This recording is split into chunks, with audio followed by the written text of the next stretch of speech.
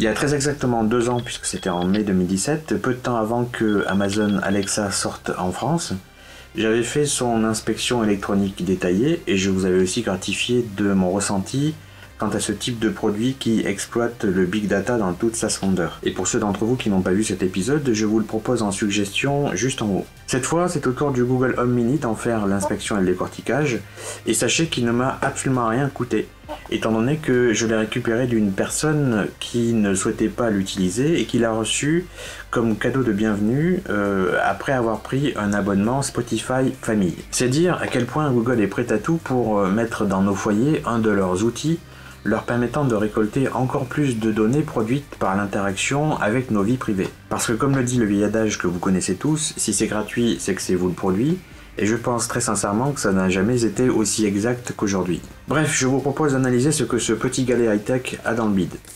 Alors je commence par un rapide unboxing, comme ça vous allez découvrir en même temps que moi ce que contient cette boîte qui est vendue à une 50aine d'euros chez les distributeurs.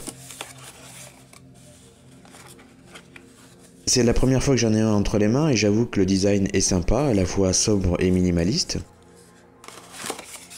Bon, je pense que cette dock est très succincte, comme c'est le cas aujourd'hui de la plupart des produits, et surtout dans la mesure où ce galet est lié à une application qu'il faut télécharger. Et la dernière chose qui se trouve dans la boîte, c'est ce chargeur avec un embout micro USB. Et quand on le branche pour la première fois, ça donne ça.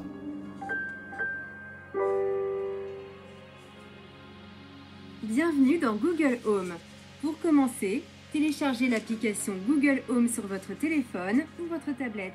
J'ai aussi remarqué que le volume se règle en tapotant aux extrémités de cette barre de LED, en bas pour diminuer, en haut pour augmenter, et je trouve ça plutôt intuitif. Comme aucune vis n'est visible à la surface, les concepteurs les ont forcément cachés sous cette membrane en caoutchouc orange, qui se décolle d'ailleurs très facilement sans opposer beaucoup de résistance.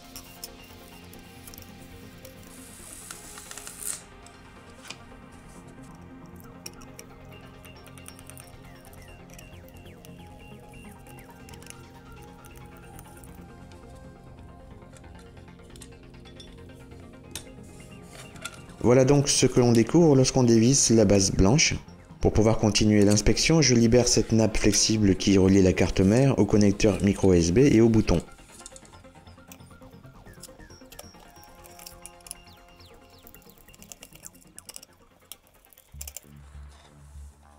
Comme on pouvait s'y attendre, ce gros bloc noir n'est autre que le haut-parleur qui est donc maintenu dans un caisson séparé et relié à la carte mère par ce petit connecteur. Je peux dire qu'il est plutôt bien conçu, même s'il n'y a pas grand chose à en dire de plus. La carte mère se trouve donc sous cette pièce en aluminium qui permet aussi de maintenir la structure dans son ensemble et de répartir le son tout autour. On peut noter qu'il n'y a aucune vis pour maintenir ce caisson fermé, il a donc été scellé définitivement et ne fait ressortir que cette paire de fils rouge et noir. Je continue dans le démontage pour arriver jusqu'à la carte mère.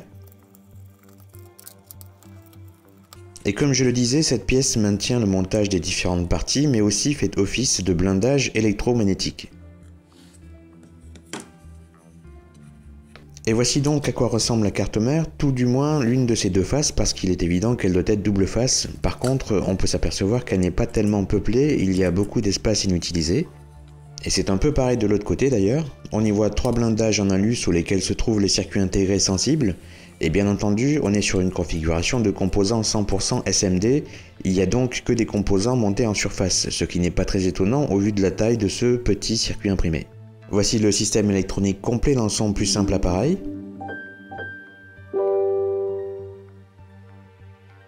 Bienvenue dans Google Home. Pour commencer, téléchargez l'application Google Home sur votre téléphone ou votre tablette. Au fait, le micro est désactivé. Pour le réactiver, faites glisser l'interrupteur à l'arrière de votre Google Home. Le micro est de nouveau opérationnel. Avant de pouvoir analyser les composants, je dois d'abord retirer ces blindages. Alors contrairement à ce que l'on trouve dans certains téléphones portables ou appareils connectés, ceux-là sont relativement faciles à retirer.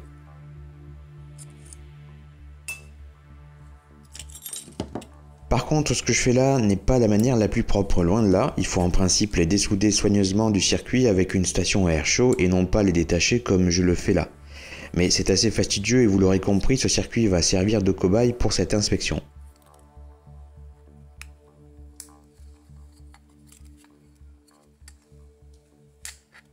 Et au passage, vous pourrez noter que ce circuit au design circulaire a un diamètre de 7 cm. Ok, je commence l'analyse de la circuiterie. On peut déjà remarquer ici que derrière le connecteur micro USB, il y a un nap de 16 points, sauf que seules les broches du plus 5 volts et de la masse sont utilisées depuis ce connecteur puisqu'il ne sert qu'à alimenter le galet. Et si on y regarde de plus près directement sur la nappe, on peut réellement voir les traces des pistes utilisées et je n'en compte pas plus de 8 a priori.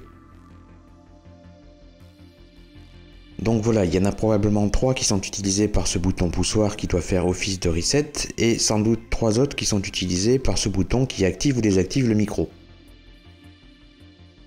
Et d'ailleurs, on retrouve ces pistes ici à l'autre bout de la nappe connectées à la platine. Alors on a ici un ensemble de composants passifs qui doivent certainement faire partie du circuit d'amplification du son vu leur placement par rapport à la sortie haut-parleur. J'ai pas trouvé de référence pour ce boîtier QFP Marvell de 24 broches, donc difficile de connaître sa fonction. Et ça n'est pas par hasard si toutes ces inductances de 6,8 microhenry sont disposées tout autour de ce circuit intégré en boîtier VQFN.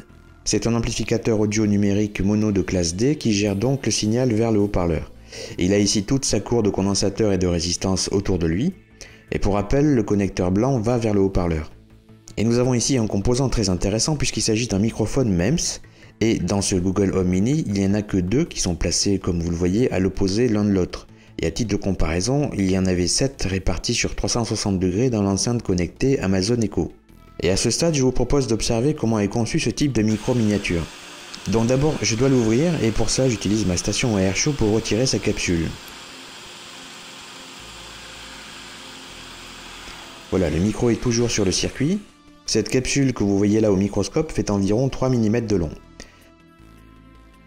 Voilà donc ce que renferme ce micro MEMS, donc je vous rappelle que tout cela est compris dans un bloc de 2,75 sur 1,85 mm, soit 5 mm carrés, c'est juste minuscule. Et ce que l'on trouve dedans se définit comme ça. Un capteur MEMS qui a les caractéristiques d'un condensateur de silicium. Ce condensateur se présente comme 2 surfaces de silicium juxtaposées, l'une est fixe tandis que la seconde est mobile. La fixe est recouverte d'une électrode qui la rend conductive et qui est remplie de trous acoustiques permettant au son de passer à travers. La surface mobile bouge puisqu'elle est attachée à seulement une des faces de sa structure. En d'autres termes, le capteur MEMS joue le rôle d'un condensateur variable dans lequel le principe de transduction est le changement de capacité couplé entre une surface fixe et une surface mobile provoquée par une onde sonore entrante. Sous le petit morceau d'époxy noir se trouve un circuit intégré de type ASIC qui est un ADC sigma delta pour convertir les changements de capacité polarisée du MEMS en signal numérique PDM ou analogique en fonction du type de microphone. Voilà, et in fine, tout système électromécanique est emprisonné dans un boîtier qui capte le son par un trou en dessous ou au-dessus, ça dépend aussi du modèle de micro. Je vais en profiter pour vous montrer la partie arrière du micro afin que vous puissiez voir le trou par lequel sont captés les sons. Il fait à peine 1 mm de diamètre. Profitons-en aussi pour voir au microscope de surface à quoi ressemble ce capteur MEMS.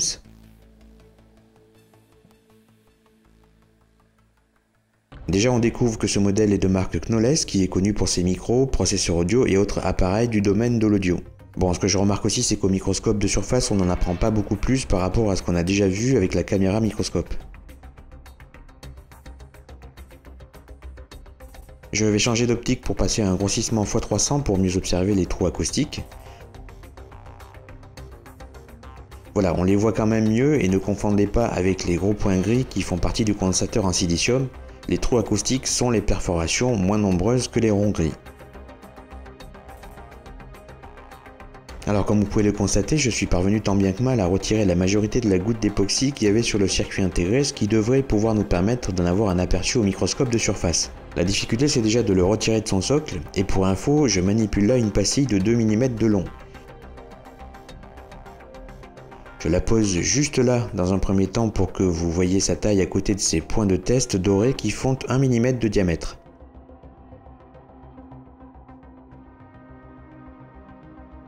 On passe au microscope. Et là, petite déception, ce circuit intégré est malheureusement recouvert d'un mesh de protection qui bloque la visibilité de toute la circuiterie en dessous. Normalement, on devrait voir cette circuiterie composée d'une majorité de transistors, mais là, on ne voit que cette grille. Le seul truc intéressant est cette brisure de la couche de verre que vous voyez à droite. Revenons au reste des composants. Ce boîtier HT-SSOP de 28 broches du fabricant NXP est un driver de LED RGBA contrôlable en I2C qui peut gérer jusqu'à 16 LED en courant constant de 57 mA. Et voici le CPU qui gère l'ensemble du système. Il s'agit en fait d'un processeur Marvell Armada 1500 Mini, celui-ci semble être fabriqué par Synaptics. Il est pas tout jeune puisqu'il est sorti en 2013 et d'ailleurs on le trouve aussi dans le boîtier de streaming Google Chromecast. Côté performance, c'est pas l'extase mais il est largement suffisant pour un Google Home Mini. C'est un SoC dual-core ARM Cortex A7 cadencé à 1,2 GHz avec un GPU à 450 MHz qui n'est pas utilisé ici et qui intègre aussi la gestion du Wi-Fi, Bluetooth, NFC et radio FM. Vous voyez ici le quartz qui permet de le cadencer. En liaison directe avec le CPU, nous avons 256 mégaoctets de mémoire NAND CMOS en EEPROM fabriqué par Toshiba. C'est donc là que se trouve son logiciel. J'en profite au passage pour vous montrer les minuscules billes de soudure sous le boîtier. Il y en a 67 en tout. On reste dans les boîtiers mémoire et on a ici 4 Go de SDRAM DDR3L du fabricant SK Hynix et tous ces condensateurs de découplage sont pour le GPU qui se trouve juste de l'autre côté. Un autre composant Marvell ici qui est un régulateur convertisseur de courant continu avec beaucoup de composants passifs autour, essentiellement des condensateurs de filtrage. On arrive ici au niveau des 4 LED RGBA pilotés par le PCA 9955B et quand on les regarde de plus près on distingue parfaitement les canaux rouge, vert et bleu pilotés à partir des 6 broches. Et évidemment elles sont identiques toutes les 4. Et comme vous allez le constater à travers la caméra de ma loupe binoculaire, on distingue beaucoup mieux la disposition des 3 parties émissives du semi-conducteur avec leurs anodes et leurs cathodes. Et schématiquement ça ressemble à ça, sachant qu'il faut interpréter l'image de la loupe en la pivotant de 90 degrés vers la gauche pour être raccord avec le schéma de droite. C'est-à-dire qu'on a ici le rouge, ici le vert et ici le bleu. Pour terminer avec le reste des composants, je remarque que cette petite portion du circuit n'est pas peuplée alors qu'il est censé y avoir des composants, mais cela semble plutôt concerner de la régulation de tension locale, pas nécessairement en rapport avec ce produit.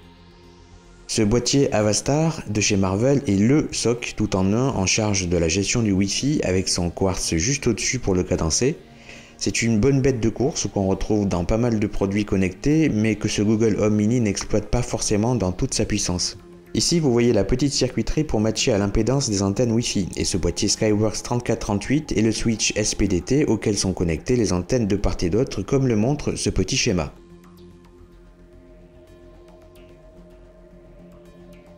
On a donc la première antenne Wi-Fi ici directement tracée par les pistes du circuit imprimé, et la seconde de l'autre côté qui est sensiblement identique.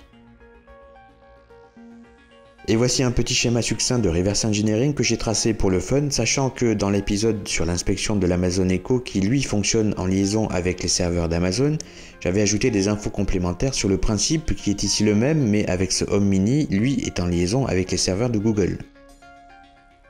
Et voilà qui conclut ce 10e épisode d'inspection, j'espère que vous l'aurez apprécié, et si c'est le cas, merci d'y mettre un pouce bleu ou de le partager, ça ne sera que du bien pour la chaîne, et je vous dis donc à une prochaine fois.